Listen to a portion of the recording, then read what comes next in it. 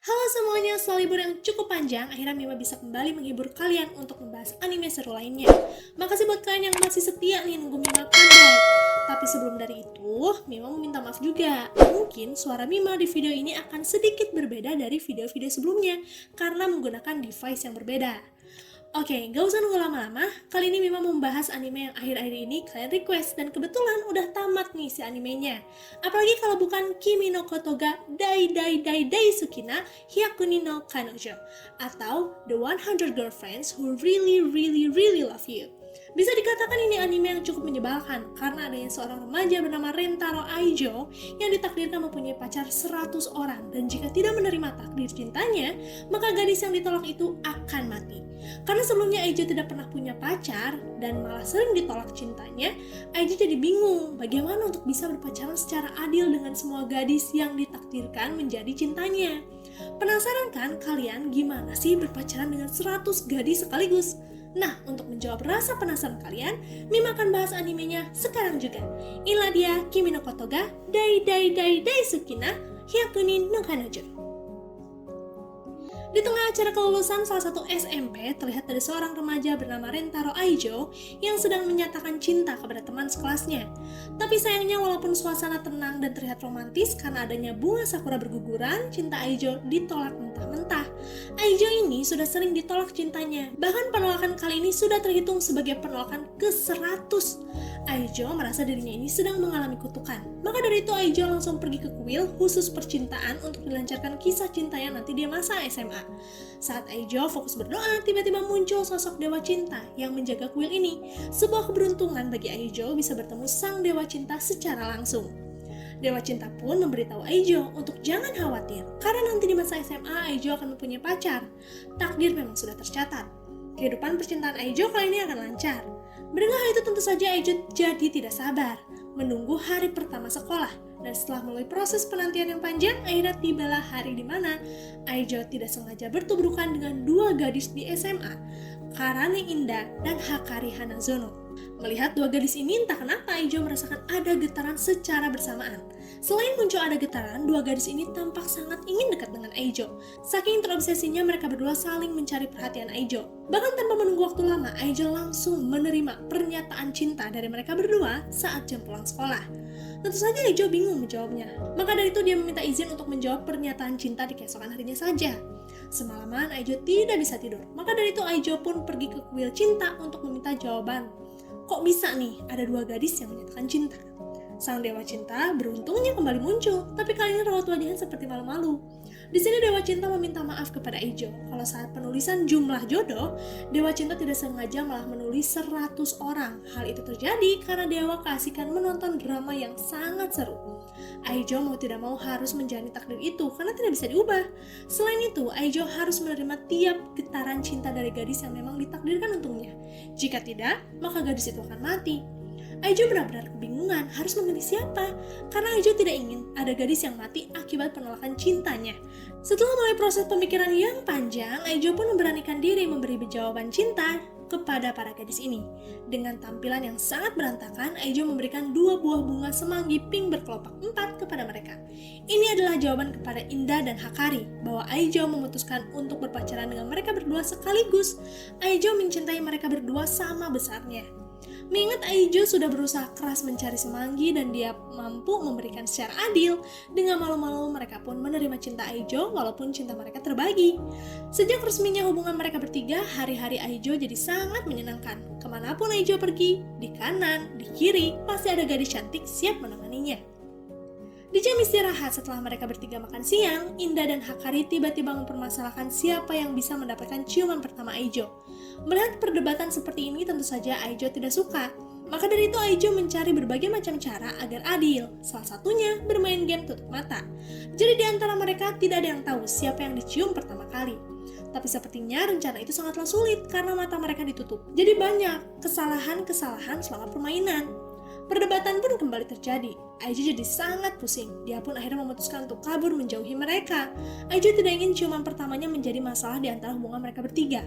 Aijo akan memberikan ciuman pertamanya ke kepala sekolah Anbaba. Kepala sekolah yang akan menghukum muridnya yang berlari di lorong dengan cara mencium brutal. Tentu saja, Inda dan Hakari tidak rela jika Aijo bunuh diri seperti itu. Mereka berdua pun bekerja sama untuk menjauhkan Aijo yang sudah tanggung ditangkap. Dan setelah berhasil menjauhkan kepala sekolah mengerikan, Aijo jadi sangat senang karena akhirnya melihat keakraban Inda dan Hakari. Aijo pun membuat keputusan yang menurutnya adil. Bagaimana kalau mereka bertiga berciuman secara bersamaan?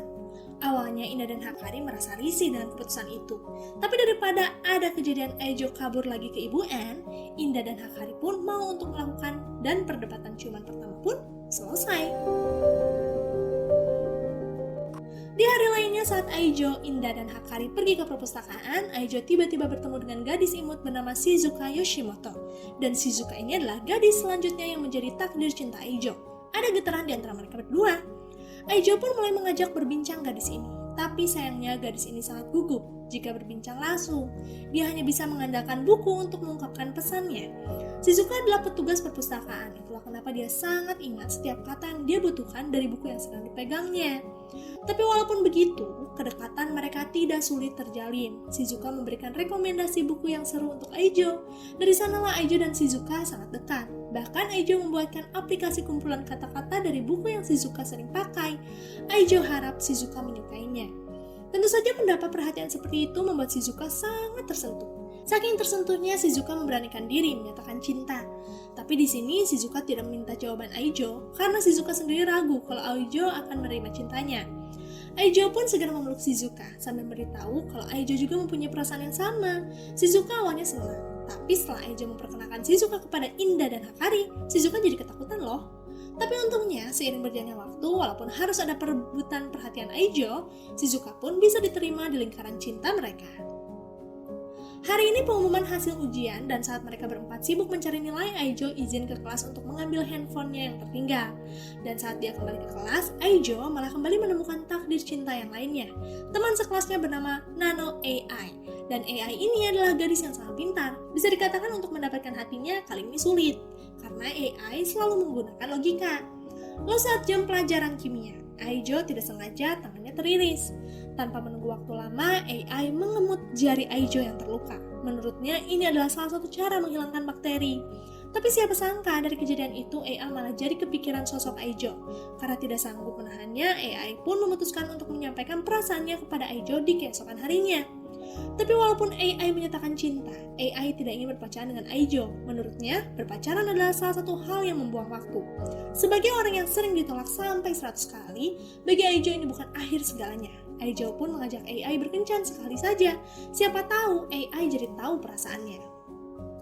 Mereka pun berkunjung ke taman bermain dan seperti biasa AI menggunakan logikanya sepanjang bermain. Kenapa begini? Kenapa begitu? Setelah bermain kesana kemari, Aijo mengajak AI melihat hasil jepretan yang Aijo ambil dan sepertinya AI belum bisa memutuskan tentang perasaannya yang sebenarnya. Menurutnya semua itu tetap sia-sia. Mendengar itu, Aijo tidak marah. Dia menghargai keputusan AI dan salah satu cara untuk merelakan AI adalah dengan menghilangkan kenangan dari foto yang sudah dia ambil. Melihat hal itu, AI pun mengingat kembali kebersamaan yang sudah mereka lalui dan saat api mulai mengenai foto, AI segera mengambil foto-foto itu. Di sini, AI pun mulai menangis. Dia merasa aneh dengan perasaan yang sedang dialaminya. Aijo pun menenangkan AI untuk mau bisa menerima perasaan baru selain logika saja. AI bahkan menyatakan cinta dan mengajak Aijo berpacaran. Tentu saja, Aijo tidak menolak. Kini AI adalah pacar Aijo yang keempat, dan kehadiran AI kembali membuat pacar Aijo yang lainnya terkejut. Di hari lainnya, saat mereka berempat mengajak Aijo makan pancake bersama, Aijo tidak sengaja melihat gadis cantik di ruang kimia, dan tatapan sekejap ini langsung memberi tanda kalau gadis selanjutnya yang akan Aijo dapatkan adalah seseorang dari lab kimia.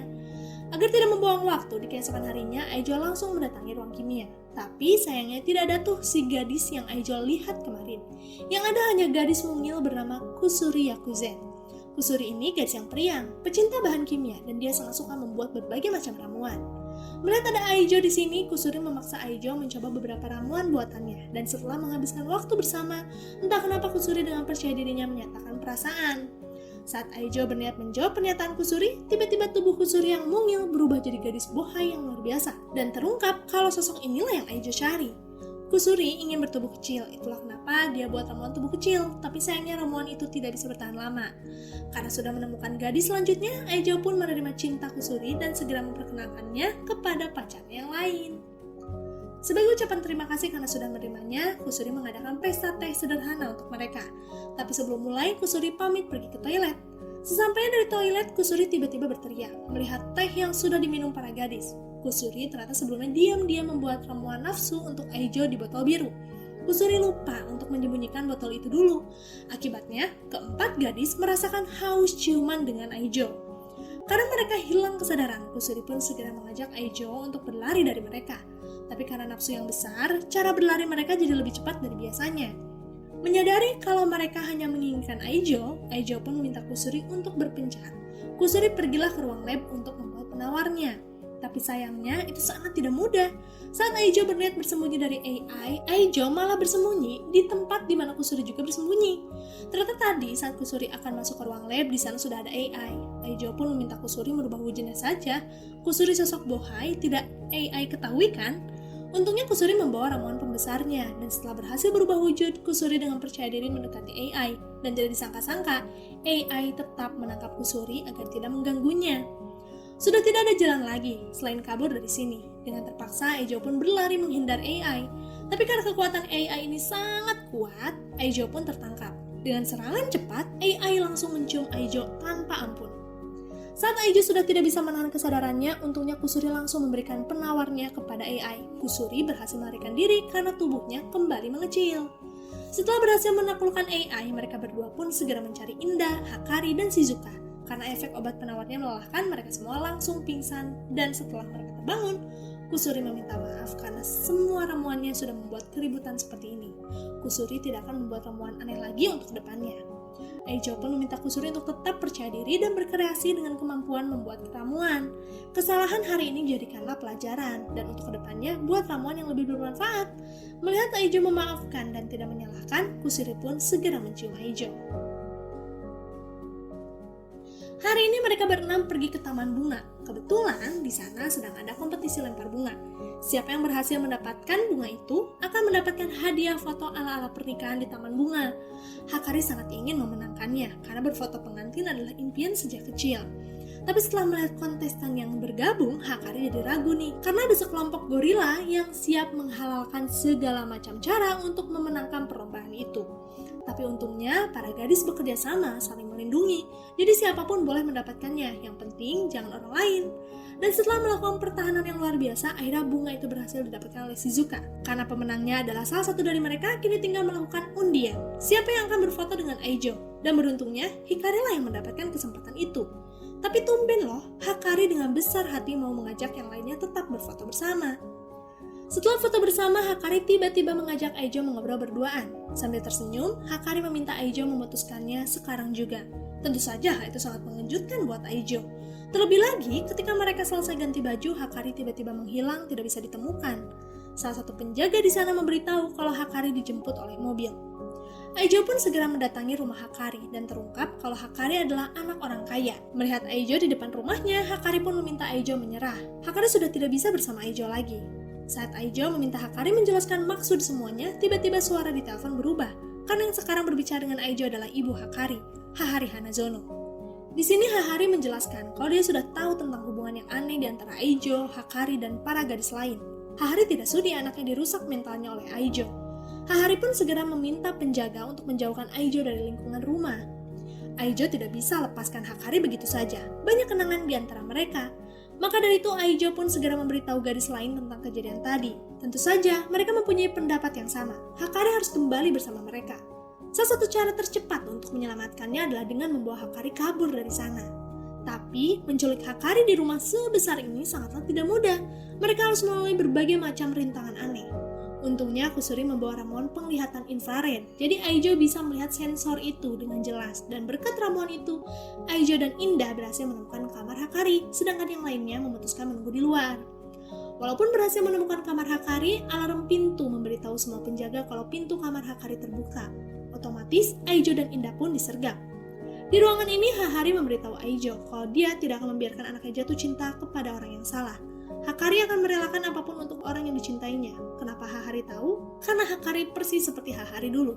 Hahari mengandung Hakari saat SMP. Itulah salah satu contoh kebodohan cinta Hahari.